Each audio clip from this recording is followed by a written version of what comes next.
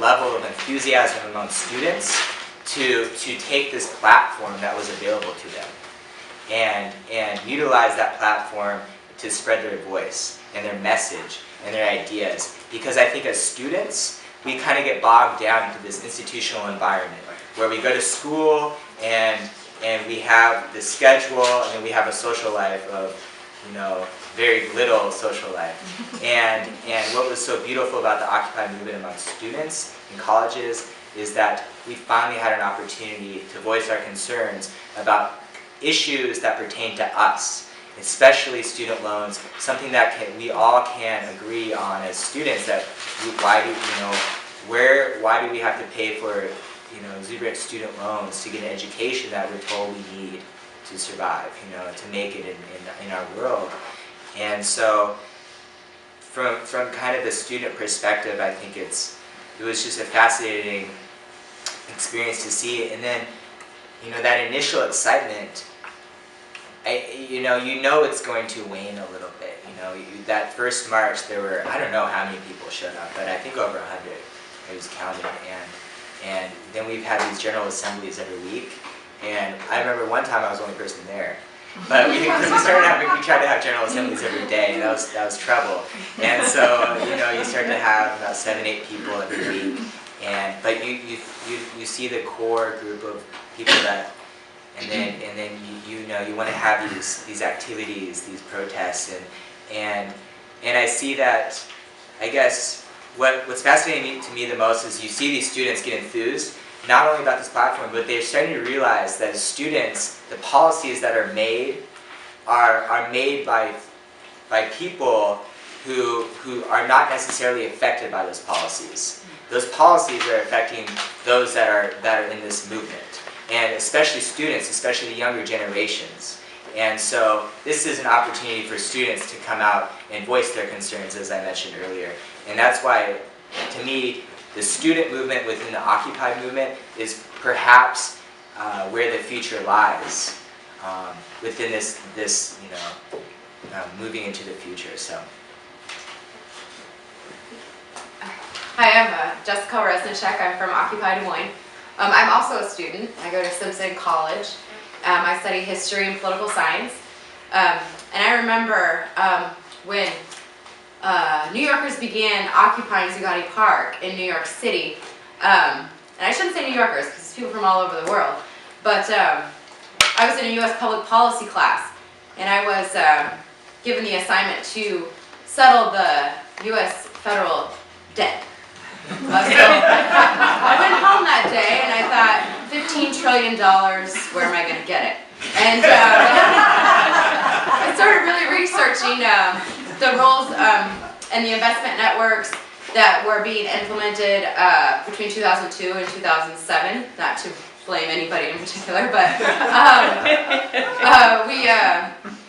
I started looking into things and really started paralleling the money that was invested in through the IMF and the World Bank during these years, and the uprisings that were occurring all over the world, Tunisia, Libya, Egypt, and then I was watching the television and seeing all of the New Yorkers in Zuccotti Park, and something really hit home to me that day, and I actually went to Zuccotti Park for a week and occupied with the New Yorkers, and I came home. And I just went and I had a lot of meetings with my professors, and I said, Occupy Des Moines. I started working with Occupy Des Moines, and I really feel like that is where I'm going to invest all of my time until this gets resolved. And my professors were very supportive of it. I started working with great people like Steve Toothman, and I joined the Actions and Events Committee, and in the Actions and Events Committee, a few people here I see today, we got together and we came up with an idea to occupy the caucuses this caucus season. And just to clear up any misconceptions, we're not actually occupying caucus sites. We will not be disrupting caucuses. We will be on the 27th, 28th, 29th, and 30th. We will be doing a series of direct actions, civil acts of non-violent disobedience, and And we really started putting all of our time into what we're calling the People's Caucus, where people from all over the world have been invited to Des Moines to start and work on building platforms and grievances that we intend to deliver to our presidential candidates at their campaign headquarters this caucus season. Let's see, I really wanted to get that out there because I know that there are a lot of misconceptions about what we're actually doing in this campaign, so I just wanted to clear that up. But I know that a lot of people are interested in how we actually live at Stewart Square in Des Moines. And I just wanted to kind of give people an idea of what it is and how it is that we function as occupiers. So we have a lot of tents. As it gets colder and colder, a lot of our funds go into tents and winterizing and hoop tents. We have our general assemblies in a hoop tent with heat lamps now. We have a school set up where we have a library and people can actually check out books, and we're working on getting a projector so that we can do documentary nights and all sorts of fun educational activities. We have a kitchen where we can actually go and cook food, and it's an all-inclusive environment as well, so anybody is welcome to come in. We did, prior to our occupation of Stewart Square, there were actually a lot of homeless people in the area. We do feed a lot of homeless. We've actually been acknowledged by the city as people who've really cleaned up the park. We've taken a lot of drugs and violence out of that park, and we've replaced it with places, clothing, sleeping bags, places for homeless to live, places for occupiers to live, places where people can actually reinvest in their community and try to make this really just a better place for all of us to exist. And feeding and coffee, anytime you want, come into Stewart Square, we've got a warm cup of coffee for you. So, let's see, we also have a media tent where we do a lot of our live streaming, and we've got people who were fired from KCCI because they've joined Occupy Des Moines, and they've got a lot of technological capabilities, and we're utilizing those now, so we're really happy about Clark Davidson in particular. Let's see, what else is there in the park? We've got teach-ins. We've got a lot of professors from all over the state and all over the country, really, who come in and just educate people as to what the issues are currently, historically, and what we need to do about it, and the steps that we need to take in the future. So, I guess I could open up for question and answer because I would really like to talk about what you guys are curious about. So, I think we're doing a Q&A after this. So maybe. Yeah. Okay. So, we'll just keep it pretty informal.